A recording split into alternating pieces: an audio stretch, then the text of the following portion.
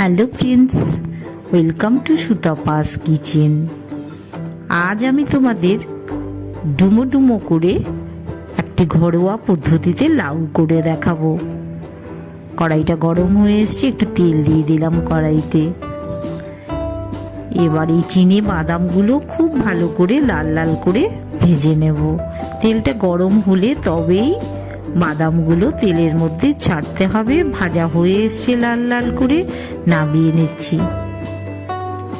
বাদাম একটু বাইরে থাকলেই, তেলে ভাজা বাদাম বাইরে থাকলেই শক্ত হয়ে যায়, বেশ মুচমুচে হয়।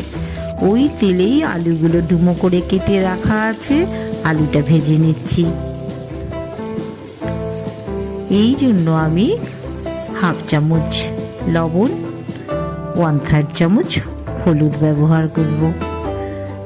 নুন হলুদটা তোমরা তোমাদের পরিমাণের উপর নির্ভর করেই দেবে। আমি হাফ চামচ করে ব্যবহার করলাম।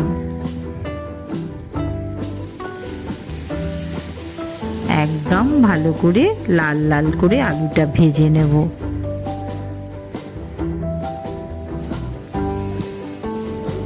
আলু ভাজা হয়ে গেছে, তুলে নিচ্ছি।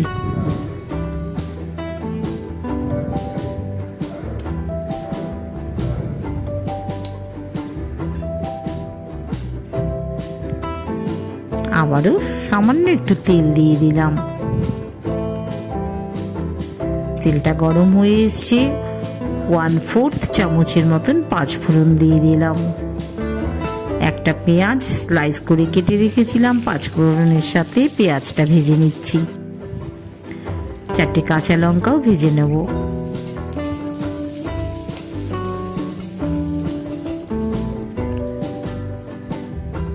তিন চার কোয়া রসুন আমি থেতো করে রেখেছিলাম, রসুনটাও দিয়ে দিলাম। এবার একটা টমেটো একদম পাতলা করে স্লাইস করে রেখেছি, সেটাও একই সাথে ফ্রাই করে নিচ্ছি।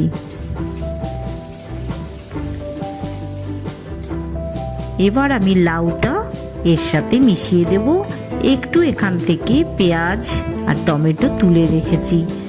লাউটা, পেঁয়াজ টমেটোর সাথে লাউটাকেও ফ্রাই করে নিচ্ছি।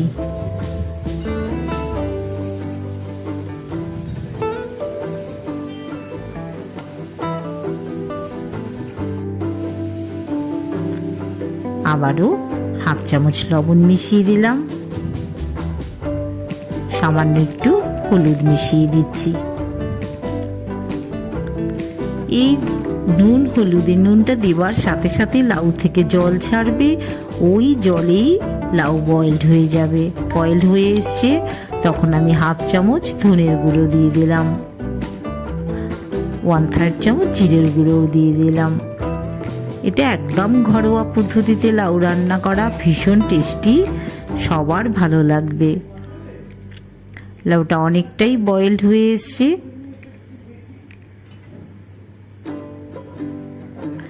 এবার যেটা পেঁয়াজ টমেটো আমি তুলে রেখেছিলাম ভাজা অবস্থায়, সেটা উপর থেকে ছড়িয়ে দিলাম।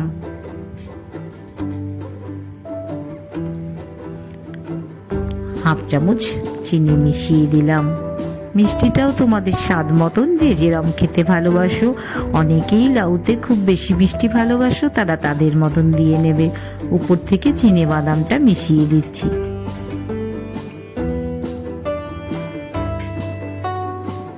একটু ভালো করে বয়েল করে দিচ্ছি। ধনে পাতাও কুচো করে কেটে রেখেছিলাম, ধনে পাতাটা দিয়ে দিলাম।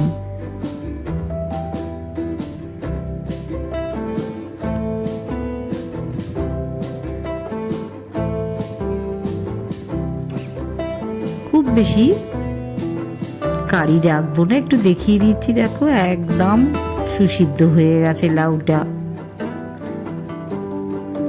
এভাবে লাউ রান্না করলে ভাত, রুটি, পরোটা সব কিছুর সাথেই ভীষণ ভালো লাগবে। সবাই করে দেখো, খুব মজার রেসিপি, খুব ভালো লাগবে। এবার আমি একটি সার্ভিং বোলে নামিয়ে নিচ্ছি। সুতাপাস কিচেনের এরকম দারুণ দারুণ রেসিপি পেতে গেলে তোমরা অবশ্যই চ্যানেলটিকে সাবস্ক্রাইব করে দিও। আর সুন্দর সুন্দর রেসিপি নিয়ে আমি আবারও আসবো। ভালো লাগলে অবশ্যই একটা লাইক করে দিও, শেয়ার করে দিও। আর সবাইকে অনেক ভালোবাসা, শুভেচ্ছা রইল। আবারও নতুন রেসিপি নিয়ে আমি চলে আসবো। সবাই ভালো থেকো, অনেক ভালোবাসা রইল।